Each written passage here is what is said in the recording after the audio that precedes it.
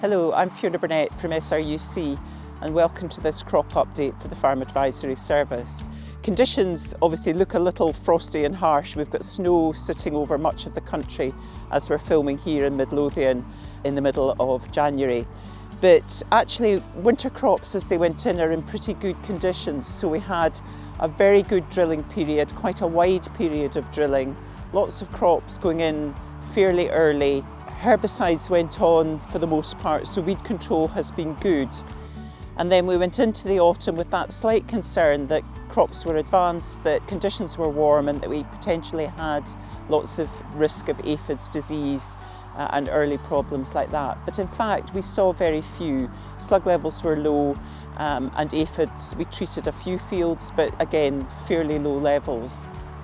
Conditions deteriorated fairly quickly with a very heavy rainfall event in November, so field operations kind of stopped then. And then we had a very cold period in November as well, which was probably helpful for checking those advanced crops and just checking some of that pest and disease risk. So conditions fairly good, and then very wet conditions over the new year, some flooding in fields, and we're back to snow conditions now. So for all, spring operations might seem a bit away as we're looking at snow cover. In fact, with wind and warmer conditions, things will improve fairly quickly. So a few things to be getting on with at the moment. Soil testing, clearly where you're planning your spring crops. So testing for things like PCN in potatoes, clubroot, but also just your routine nutrients if you're planning spring barley, for example.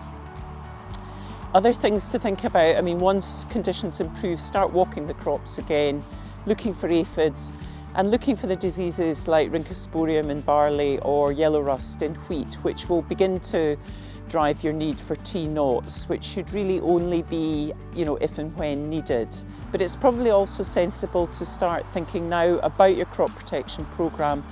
Of course, you adjust that as you go through the season depending on what you see, but if you think about it now, you can build in the mixtures and alternations that will help you reduce the risk of fungicide resistance, and just some sensible pre-ordering of product as well, where that allows you to avoid any last-minute chopping and changing.